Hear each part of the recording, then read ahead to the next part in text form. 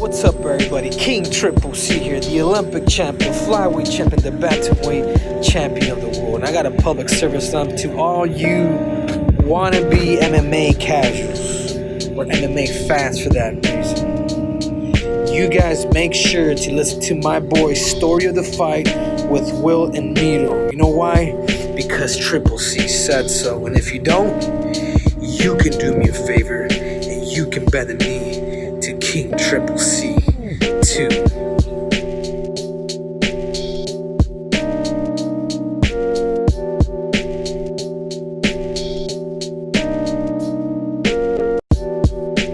Cool. Let's see here. Boom. All right. So, let me see. Hold on. Let me get my notes up. All right. Will, what is up? Not much. Ready for tomorrow. So- Or ready for tonight. Ooh. Tomorrow or tonight, depend. Well, no, yeah, it'd be tonight for everybody that listens, right? But yeah, we had said on the last episode that we should probably record a little preview here.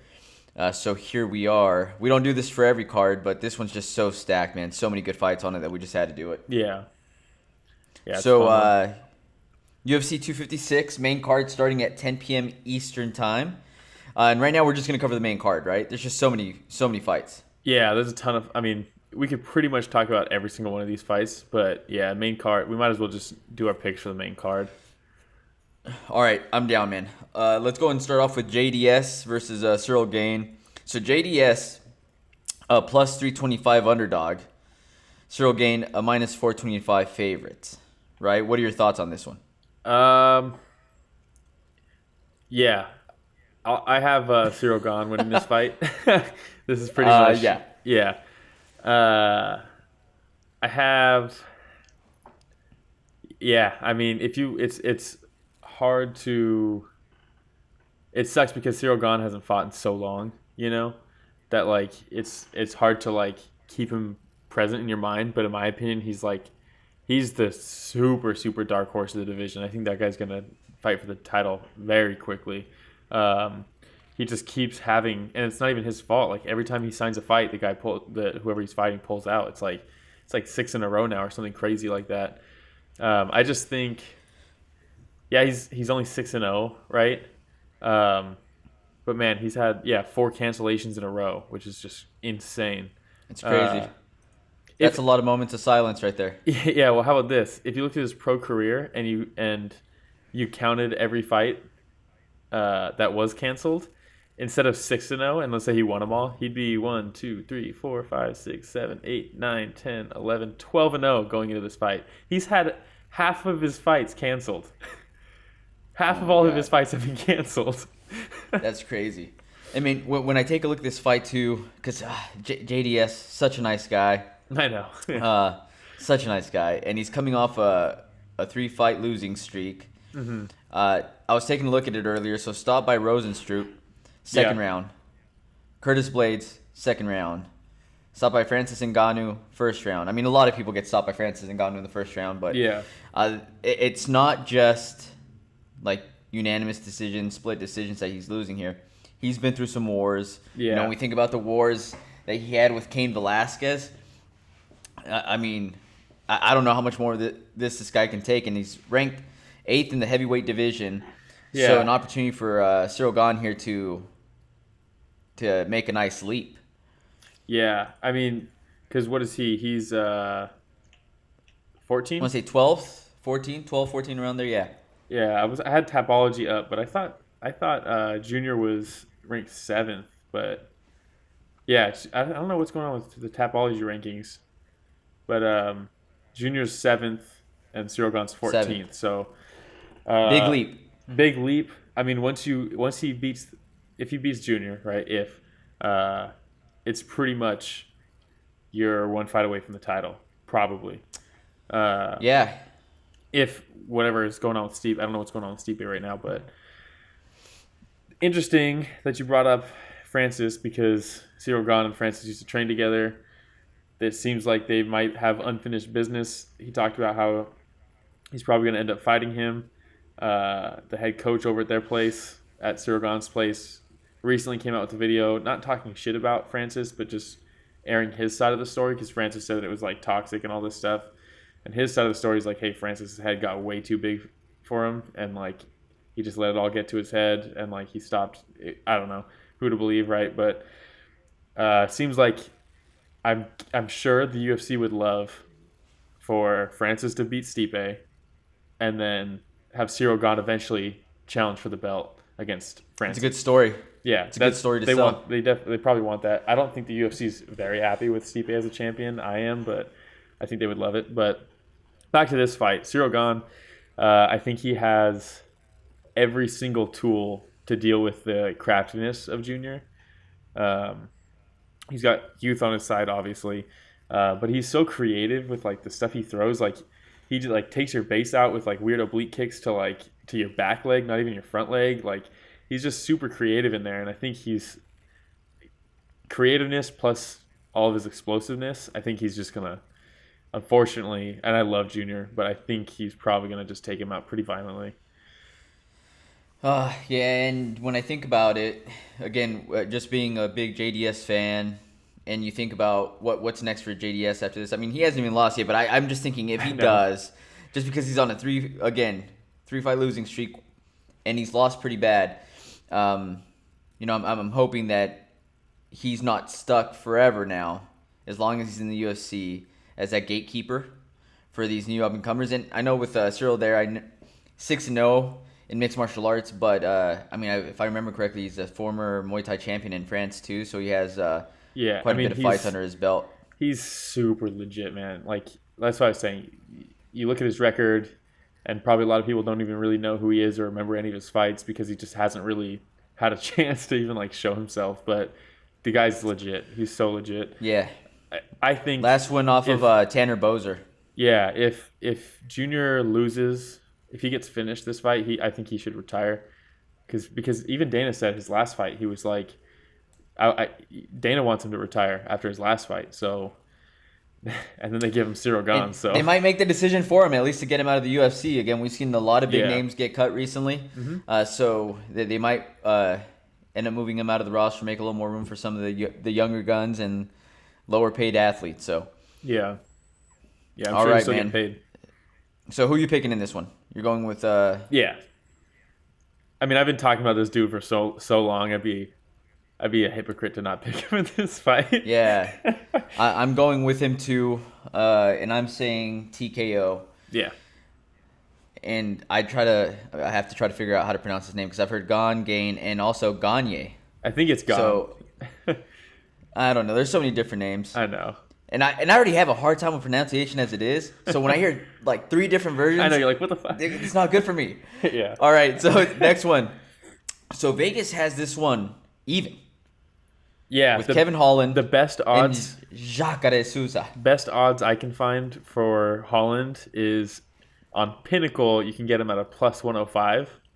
The best odds I have for Jacare is on 5 Dimes at minus 110. So I think, 5 Dimes? Yeah, those guys? Yeah, so they're pretty even, but you can actually find Holland right now as an underdog in some places. Very slight, obviously, but you can. And I think he's gonna win. Okay. I think this is probably, looking at it, this is probably my only underdog pick, if you can even call it an underdog on the main card. Who do you have initially? I have Holland. Do you know how high I am on Holland? I know. You know, he's on a 4-fight win streak. He's been extremely active. This is going to be his 5th fight in 2020 alone. Yeah, I was worried that the COVID thing might have been too recent and it might have some weird lingering effects. But then we find out it was a false positive. False positive. So we're good to go. We're ready to Yeah, rock. he's fine. Yeah. He's extra fresh. Yeah. But the one thing I think about, and I know in the last episode I said I can't just focus so much on experience. Yeah. But it's so hard because, so last 4-fight win streak for Holland. We have Anthony Hernandez, Joaquin Buckley, Darren Stewart, and Charlie Ontiveros. Yeah. Right? Now, Jacare Souza is coming off a 2-fight losing skid. but it's just not against anybody, right? I know, yeah. He lost against Jan Blachowicz, the current champ, and At a weight Jack class up. Hermanson. Yep, and Jack Hermanson. So he's fought the who's who. Now listen to this real quick. Just to name a few. I know. Gegard Mousasi, Yoel Romero, Vitor Belfort, Robert Whitaker, Derek Brunson twice, Kelvin Gastelum, Chris Weidman. Those are just some of the names. Yushin Okami, Luke Rockhold, Robbie Lawler, Tim Kennedy, Robert Drysdale. I mean, and so that's what I'm saying. Holland is ascending right now. Yeah. He's becoming more and more popular. His personality's helping him become popular. And for me, I think that this is going to be Holland's toughest test. Yeah, definitely. And on his last fight, I remember Holland losing some gas in the third round. I don't know how much of it had to do with, last minute replacement, how seriously he took that fight. I don't know. But not the last Jacare, fight, right? The one. Which one? Because the probably the Darren Stewart one, right? The dentist. The Darren Stewart. I'm sorry. Okay, yeah, that's the one where in the third last round one he murdered. He started that getting guy's gassed. No, yeah. He started getting gassed against Darren Stewart. Yeah. The dentist Stewart. Yeah. But I think about if Jacare takes him down, we haven't seen too much of Holland's ground game yet. Mm-hmm. So there's still a lot of X factors in my mind. For me, it's Kevin Holland, Travis Lutter Jiu-Jitsu, right? No slouch. We've seen him go to his back, and he's pretty active off of his back. Jacare is going to have to take him down. If Jacare is going to win, it's going to be by a submission. Submission? Yeah, that's the only. I don't think he's going to.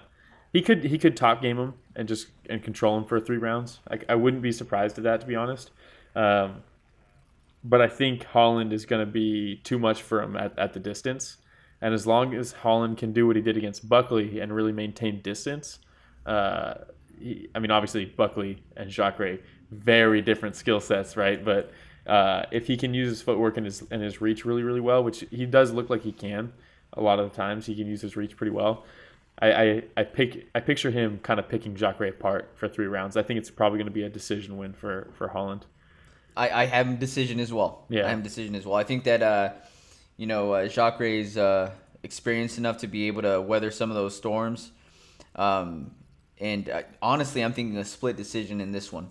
Yeah, is what I have in mind. It sucks because I really love Jacare. I think Jacare is one of who doesn't in a short list of people who have been screwed over by the UFC. I think Jacare's in there, and for a while, man, I was like, I couldn't say enough good things about Jacare and how dirty the UFC was doing him, not giving him a title shot, and then just so many unfortunate things happened with him, and so I hate picking against him. But I just don't see. I don't see him coming out with the tenacity and the pure foot on the gas pressure that he's going to need to get Holland to the ground. He gets so comfortable in his striking, so I think he's going to just try to strike with them, and who knows, right? What's going to happen? I would actually not even be. I want Holland to win this fight. I think he just has more future right now than Jacare does. A win here does a lot for Kevin Holland, where a win kind of just keeps Jacare around. You know what I mean? Mm-hmm. I would not be bummed though if Jacare got a win here and kind of proved me wrong and took him down. We saw it because I think Jacare, as far as men in the UFC, really neck and neck with Maia as the best jiu-jitsu in the UFC right now. Maia beat him right in competition, in jiu-jitsu competition, but they're still both so good. And that's where, like you said, Holland being a black belt himself, but this is Jacare Souza, man. It's different. It's just different. There's levels, and Jacare for me. I think Jacare has only ever lost in jiu-jitsu competitions. I think his only loss is to Damian Maia. Wow. I could be wrong there, but he's Jacare. He's so good on the ground. And that's so dangerous. That's the only, again, the X factor, what scares me, if he's able to get Holland down the ground, maintain him. I haven't seen enough of Holland's ground game to be able to say he'll be able to hold his own against a Jacare Souza. Yeah. So. Yeah. But yeah, I'm going Holland as well. Speaking of jiu-jitsu. Yeah, this is a fun card, man. God damn. Virna Jandiroba versus Mackenzie Dern. Yeah. And both of these girls known for their jiu-jitsu. Mackenzie Dern coming in a favorite, minus 185. Jandiroba plus 155. So it's not a huge difference there. Yeah. Some would say almost even in Vegas' eyes, right? But Yeah. both black belts, both really known for their jiu-jitsu, both only one loss on their record. You know how that saying goes, somebody's one's got to go. Turn into a two. One's got a double. Jandiroba's only lost to Carla Esparza. Yeah. Mackenzie's from Amanda Also, Ribas. I think her UFC debut against Esparza. So that's really that's can't a tough knock her. debut for somebody. It's a tough debut. This is a toss-up for me, man. This is Yeah? a toss-up for me. Who And for are you me, going? I got to go with my girl Mackenzie Dern for a couple reasons. Yeah. Right? I think that her striking looked so much better in her last fight. Her working with Jason Perillo and Cheeto Vera, I think we get to see the growth in her striking. So because of that, last time, remember, I didn't pick Mackenzie Dern, and I text you I know. while she was warming up, and I was like, fuck, I Yeah. messed up. And I had already posted it on the gram, so I can't change my mind, you know? So I had to Yeah. write that out, but I say Mackenzie Dern gets this one by decision as well. Yeah. I think Mackenzie's going to win this. Yeah, I think she's definitely going to. I think she's... Jandiroba's good on the ground, but Mackenzie Dern is like similar to Jacare, right? Where it's just another level. I mean, she's top 5 females of all time in jiu-jitsu. You know what I mean? Like, I would be very surprised if Jandiroba can out-grapple her in this fight or submit her at all. I think it's going to be... I wouldn't be surprised... Because going into this fight, it's like, man, I can't wait to see the grappling in this. I wouldn't be surprised if this turns into one of those fights similar to Kamaru Usman versus Colby Covington, where their wrestling just like canceled each other out, and then they just both traded. And it was one of those fights where both of their striking, while, yeah, they're good, right? They're UFC level. It has to be good. But it's not like elite striking where like it's like Wonder Boy or like one of these guys who's just like a pure striker. So we got one of those fights where it was all offensive striking and zero defensive striking, and I could definitely see this happening in this fight. And just their Which would be super fun. Yeah, I'd be super into that. And I like you said, Mackenzie Dern, in the past, her biggest critique was her lack of motivation and her lack of taking things seriously, missing weight, not training super seriously because she thinks she's already the best, all this stuff. She gets a She's loss got that on her mom record. power now. Yeah, she said that it flipped a switch in her mindset. Now she has something to fight for, and I think she proved it in just the way she showed up in her last fight. So if she's maintained that mindset, I think fight to fight, we're going to see massive growth in her stand-up. Mm-hmm. And yeah, I think she's going to win this fight. I'm excited to see her fight again. And quite honestly, Will, I don't think I could take another heartbreaking loss after Rachel Ostovich this last week. I wouldn't be able to take Mackenzie Dern losing as well. Yeah. So it's going to be a nail biter for me, Will. Yeah. All right. So this next one, honestly, is the fight This is the I'm fight. I'm looking forward to the most. Yeah, this is the fight. Ferguson coming in minus 165 favorite with Oliveira plus 135 underdog. Yeah. Man, I'm so excited for this fight. I just can't tell me you. Too. So what are your question marks going into this? Because I have... My question marks going into this, I've mentioned before. So, dude, I'm getting all antsy just thinking about it. I'm so excited for this fight.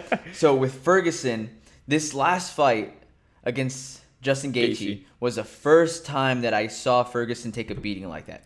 Ferguson's fights always end up being a bloodbath. Mm-hmm. You think about his fight with Donald Cerrone, you think about his fight with Anthony Pettis, you think like all his fights. Yeah. Whether it's his blood, somebody else's blood on him, he always ends up bloody. Yep. But this is the first time that I saw him take a beating, man. Mm-hmm. So, questions that I have, I actually typed these up. Yeah. Did he take too much damage? Uh-huh. because he definitely left a part of himself in that octagon. I think that's the biggest question for most people going into this fight. And will he be the same Tony? Yeah. Based off the damage. And that's really my biggest question mark going into this. Yeah, I think that's the question mark going into this. I've been a Tony defender, right? After that Gaethje fight, the way my line of thinking is, yeah, he got the brakes beaten off of him. That was a fucking hard fight. But he was game planning for an aggressive wrestler for fucking forever. He made weight when he didn't have to. Then he cut weight again, 2 weeks later?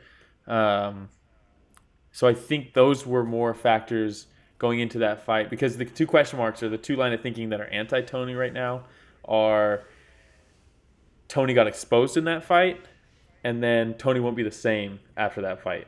Sometimes people think both of those are true. Sometimes people only think one of them is true.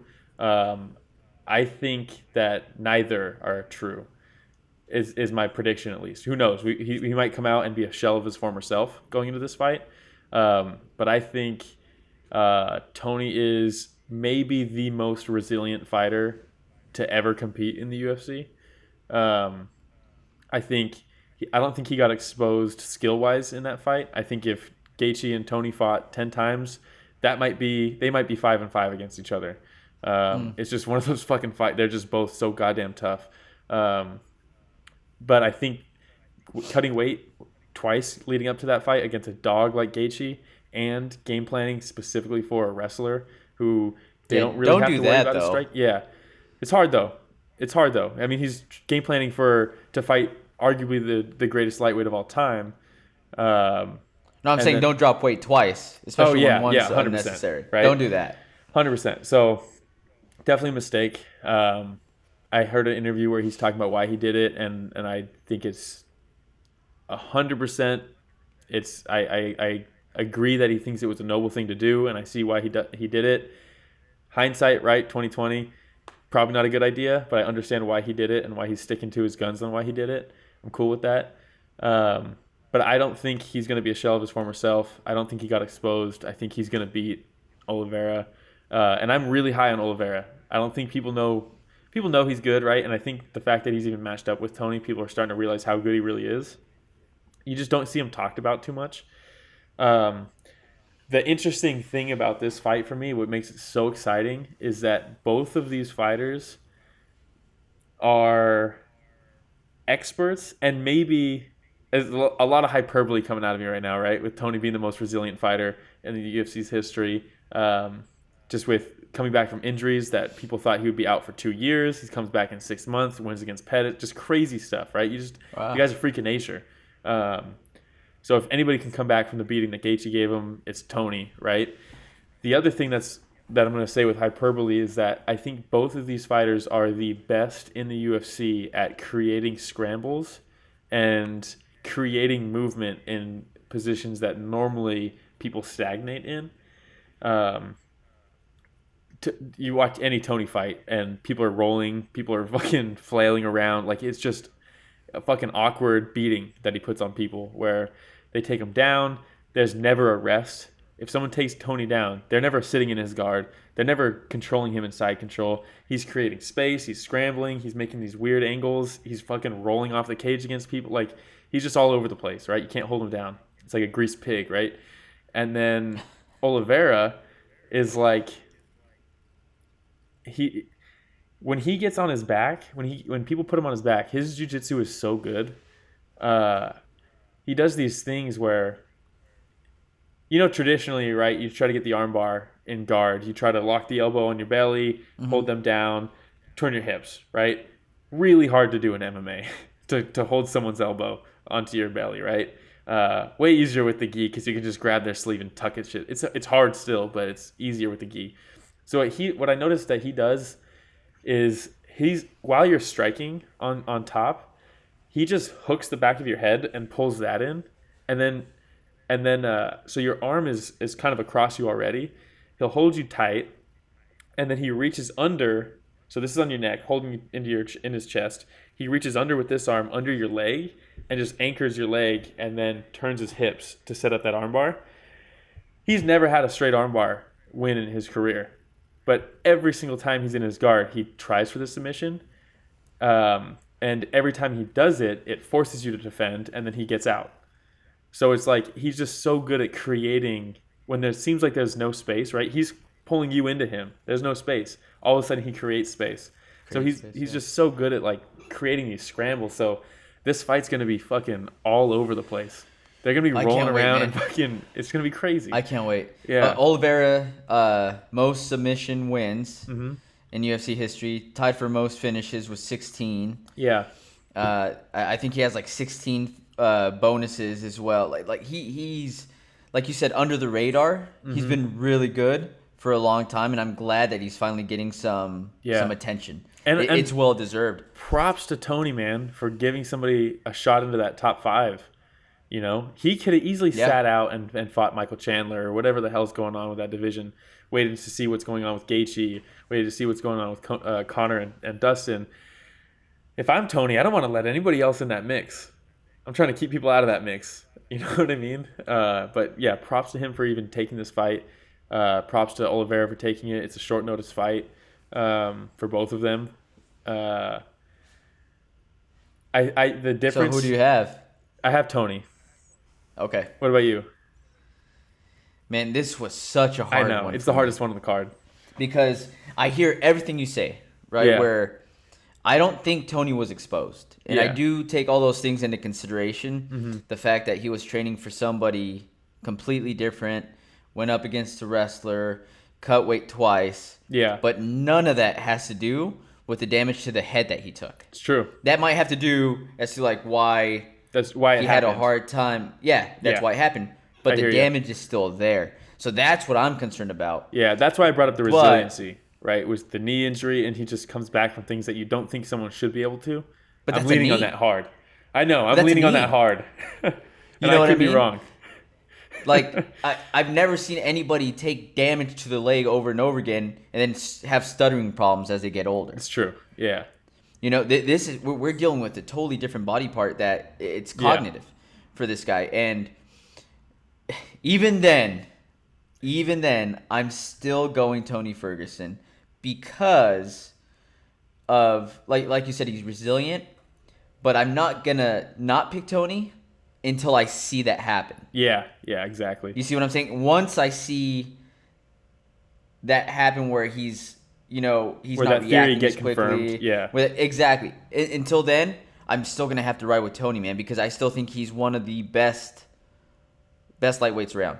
Yeah, I think also, I don't think, like, obviously Oliveira's jiu-jitsu is insane, but so is Tony's. And what's crazy is they're both so similar with their ability to create scrambles, and they're both so similar with, in those scrambles, they do a lot of, like, headlock chokes, like anacondas, just so many different things from that position, Darce chokes, that I don't think either of them are going to catch one another in with a submission. I think they're pretty even on the ground. Both of their MMA jiu-jitsu is just off the charts, but I think they're going to cancel each other out with their submission game. But I think the difference maker is, and Oliveira has looked really good on his feet. Really good on his feet. He's looked a lot better. The evolution of the striking, we talked about Mackenzie Dern. Oliveira's has gone so good as well. Yeah. What I think the difference maker is going to be is Tony's arsenal of striking. Where Oliveira has become a very good striker, Tony has always been a very good striker. And something that Oliveira has done in the past, and he might change it for this fight, but he's very traditional in the sense that, like, his striking defense isn't head movement related whatsoever, which is where we've seen Tony struggle on the feet probably twice, in my opinion, and that's with ultra aggressive head hunting power with Justin Gaethje, which is not Oliveira's style. Mm-hmm. And we've seen him struggle when he took a short notice fight against Lando Venata, which was pure head movement. which is also not Oliveira's style. He's very traditional in his pressure and his high guard on his hands. And if you watch his fights, when he gets hit the most, it's to the body. It's to the body, and it's off his lazy jab. When he throws his jab lazily whatsoever, it's easy for people with even much shorter reach, like when he fought Frankie Edgar, to parry his jab and come across with the right and land with a ton of success over and over and over again. So that's the move. That's something that you cannot get away with against someone like Tony with the range that he has, and just his fight IQ. Like his fight vision is so high that he sees these openings and he's going to take advantage of them. So right off the bat, watch for body kicks under the high guard, and then watch for the parry on the jab. I think those two things, Tony Ferguson, I think he's just going to the submission game's going to cancel each other out. The ground games, they're going to scramble. No one's going to be able to hold each other down on the ground, I don't think. It's going to end up on the feet for most of this fight, and I think Tony's going to kind of, not style on him or anything like that, but I think he's going to find the openings that he needs to if the old Tony comes out. I'm excited. This fight is fucking awesome. Oliveira is riding an 8-fight win streak. I know. Ferguson before this loss, I believe, was on a 12-fight win streak. Yeah. And again, when we take a look at experience, then I know the names though that Tony Ferguson has fought on that 12-fight win streak versus the names that and not to knock Oliveira, because Oliveira again, to get an 8-fight win streak in the UFC with high caliber athletes, professional MMA fighters, it's hard. Mm-hmm. But take a look at those 12 names versus 8 names. There's a big difference. The biggest difference for me is the fact that some of those 12 wins could have been title defenses for Tony if things have shaken a little bit differently in the past. If he didn't trip on some cables, if he didn't, A lot of things happened with Tony that should have been.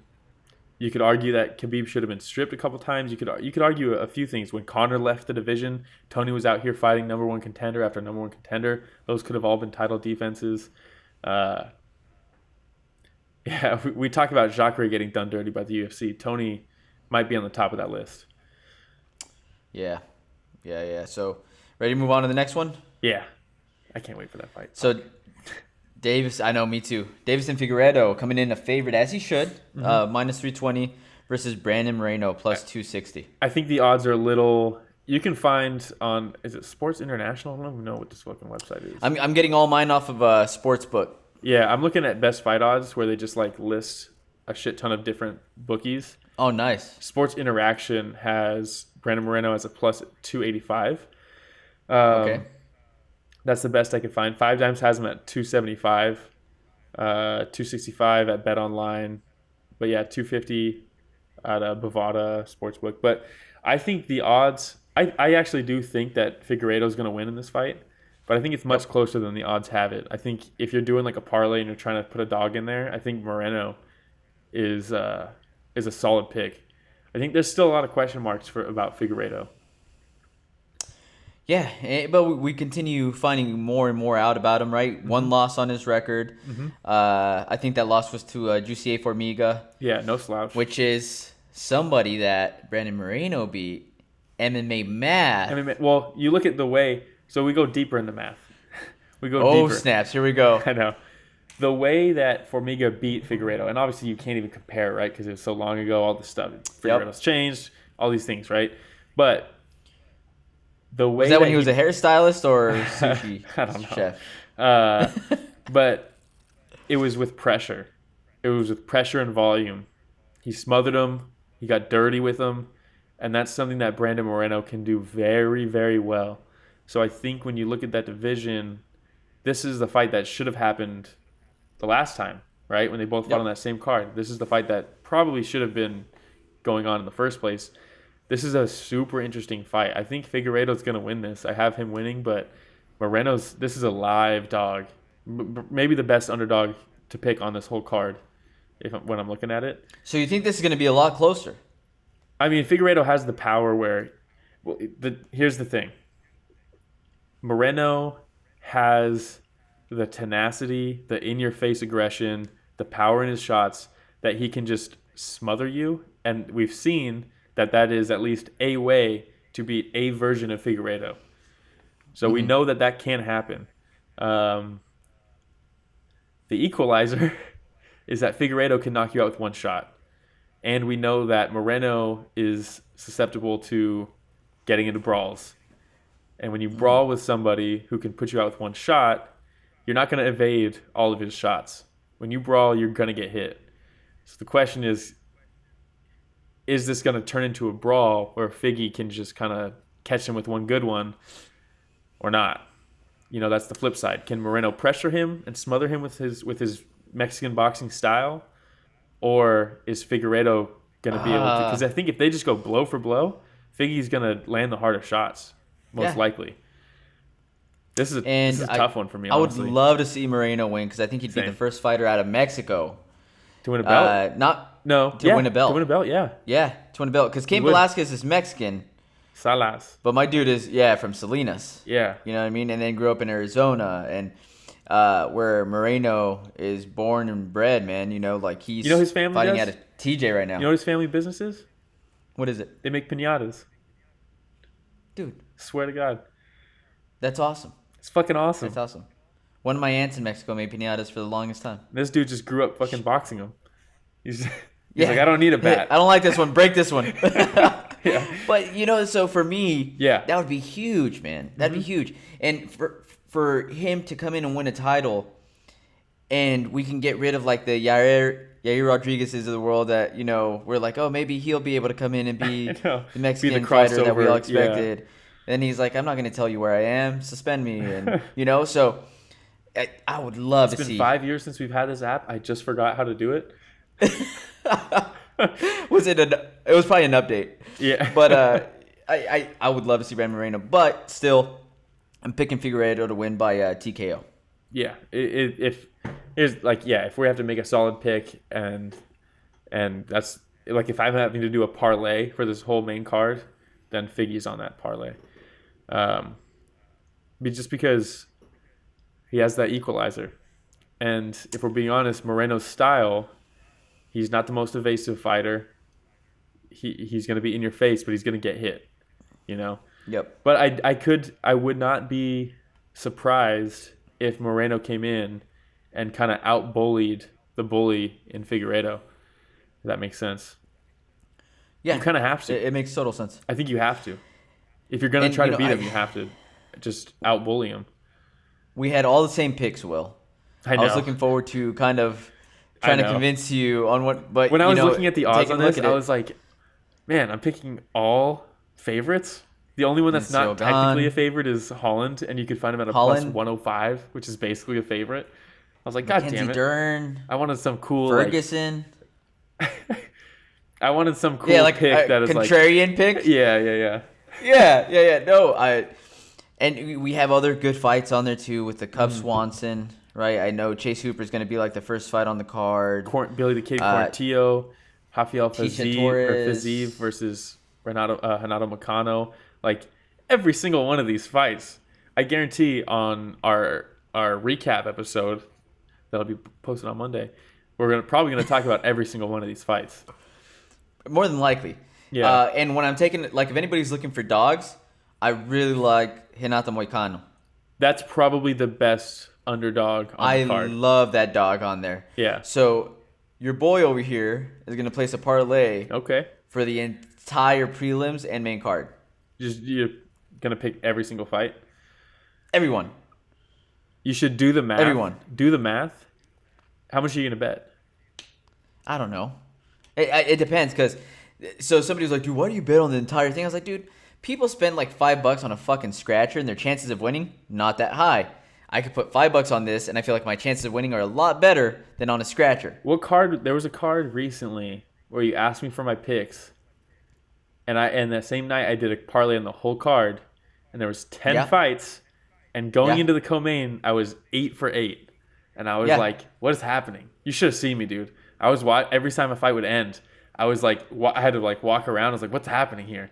And then the co-main event, Tanner Bozer just refused to even engage. That's what it was, Arlovsky, and I was like, "What is happening?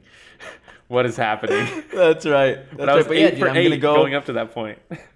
I'm going to go massive parlay and see what happens. Fuck it, dude. Why not? You Yeah. know, and I'd be curious to see what some of the listeners pick. You know, if anybody has a contrarian pick to what we went with, like let us know. I'm sure. Why? I would be surprised if George is not picking Oliveira against Tony Ferguson. True. You know, props to George though, because George also came through with the Cheeto Vera pick when a lot of folks were going with your boy. Yeah. Sugar. You know, so. No, he knows his shit, dude. He definitely knows. I was talking to him recently about the flyweight division and stuff, and just talking about how there's these guys that are. There's a wave coming to the flyweight division in the UFC roster, and there's people coming, and he knew exactly who I was talking about. He was pulling out names, and I was like, George is legit, dude. Sick. He knows what's going on in this world. In this world, yeah. I love it, man. I love it. Well, that's all I got. I'm excited to watch the fights tonight. Yeah, later tonight. Yeah. This will be posted. Yeah. I'm gonna. What time is it here? Yeah, I'll be able to get this up probably tomorrow tomorrow at like 6:15 a.m. in the past Pacific time. Sweet. And UFC can take my money on this one. I'm buying this card. I'm not, but I watch it. All right. Do you have anything else, Will? No. All right. I'm excited to see how we do. I'm excited to see how my parlay goes. Dude, if you want to take a look at the parlay with me, maybe we can go halfers, split the pot if we win. Yeah, I'm down.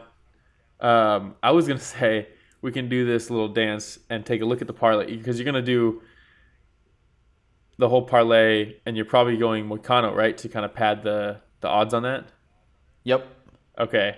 We should take a look and see what the return on that is and then what the return on is with the same parlay because I do think Fiziev is going to win that fight and see if when the cool thing about parlays like that is we could probably do 2 parlays, one with Fiziev, one with Moicano, and the return of whatever one would win potentially would cover both True. costs. You know what I mean? True. And then man, here Fiziev comes is Brandon impressive. Moreno and destroys everything at the very end. Boxes. He just puts the McLovin down on it. Exactly. All right, man. So we will talk again on Sunday. Post the recap Monday. video on Monday. And that'll be it. Thanks for listening to Story of the Fight, everybody.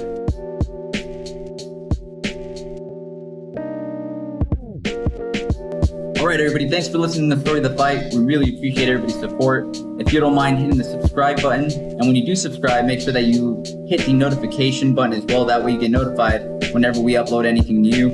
Don't forget to hit the like button. It goes a long way for us. And leave some comments. We love interacting with everybody. Yeah, and if you want to stay even more up to date, you can follow us at Story of the Fight on Instagram and Twitter. And you can email us at storyofthefight@gmail.com. Ask questions, give us feedback, critique us. We want to make this better, and input helps us do that. Thanks for listening to Story of the Fight, everybody.